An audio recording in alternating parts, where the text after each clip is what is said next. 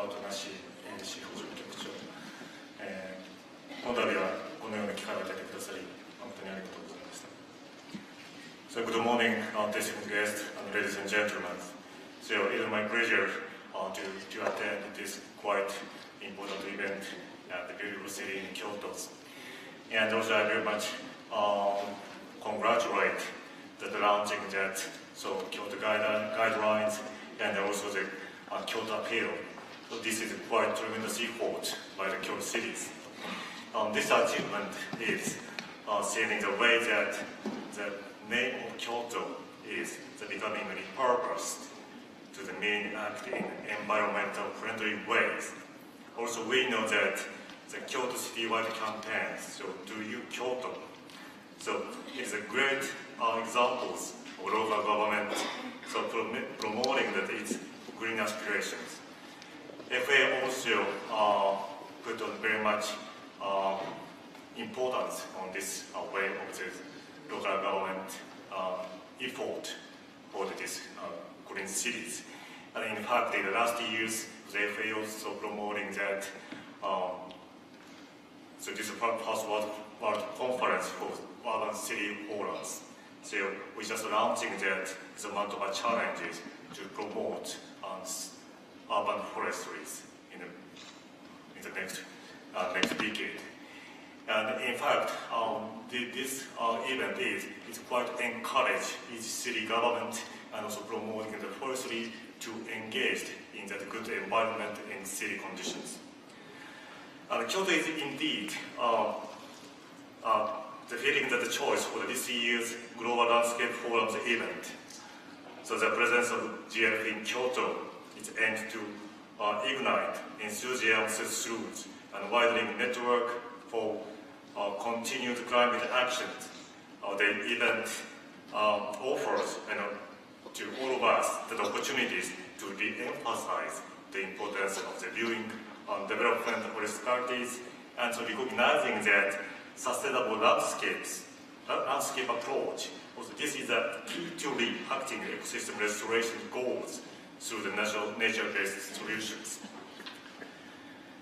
So, as we gather here today, and of course, we had the 49th session of IPCC panel on climate change.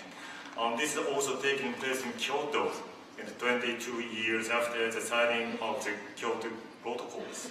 So this is the first legally binding treaties to curb the greenhouse gas. And so all of you know that, so in the IPCC special report on global warming, so is that global warming is likely to reach 1.5 Celsius degrees between 2030 and then 2052 at current rate. And clearly now, is climate change is already affecting that of ecosystem services, landscapes, agricultural productions, and food securities. Without urgent actions, the millions more people will suffer hungers and poverties in the year to come. To stand any chance of achieving zero hungers by 2030, this is one of the quite biggest target for this disease. We must accelerate and scale up the actions that mitigate the climate change and that strengthen the resilience and adaptive capacity of landscapes, food systems, livelihood, and also ecosystem restorations. At the recent United Nations General Assemblies, the resolution on the UN Decade on Ecosystem Restoration between the 2021 and the 2030s, it was adopted aiming to massively scale the restorations of the degraded and destroyed ecosystems. FAO and also United Nations Environment Programs and also with other partners is fully committed to support this quite important commitment. So while tropical deforestation and forest degradation account for 11% of the world's greenhouse gas emissions, efforts such as sustainable forest management and reducing deforestation in the context of the broader landscapes it makes forest one of the most cost-effective and immediate solutions to climate change.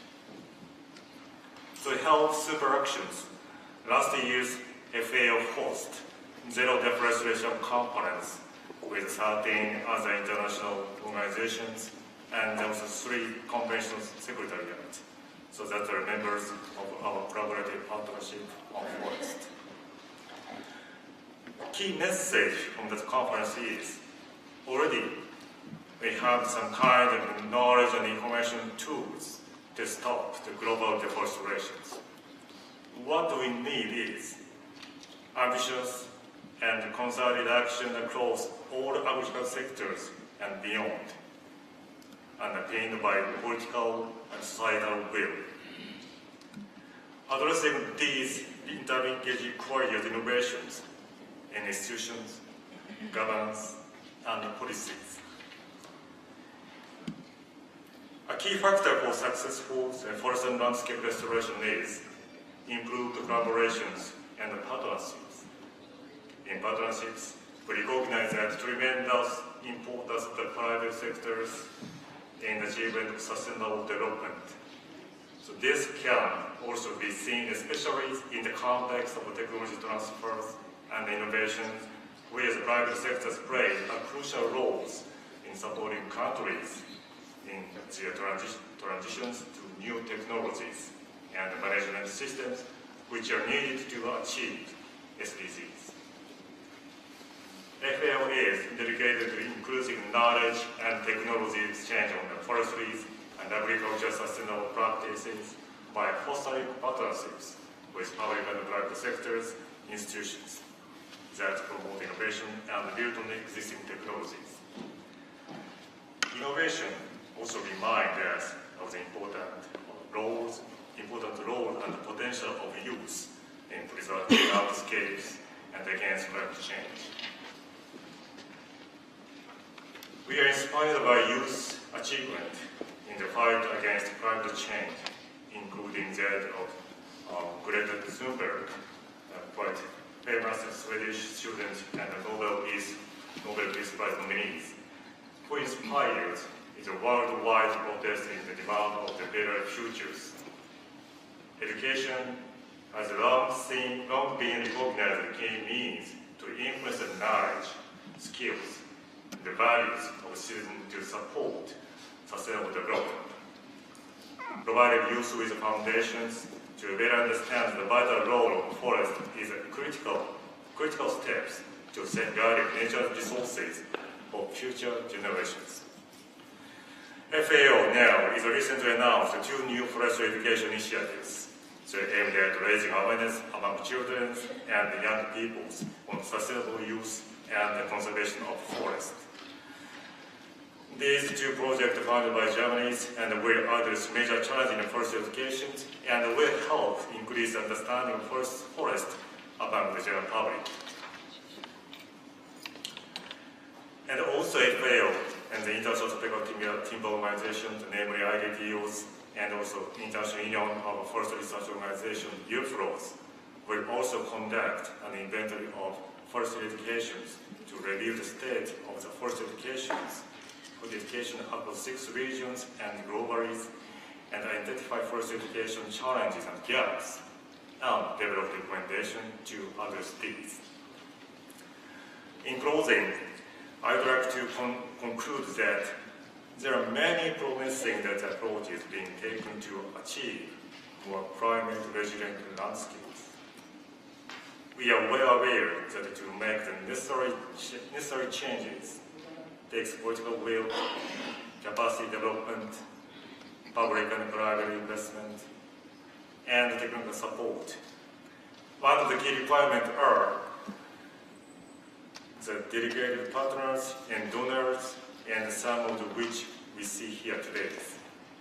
At the end, also I would like to conclude by saying that one of the phrases of this year's International Day of the Forest, we must look after forest, so they look after us.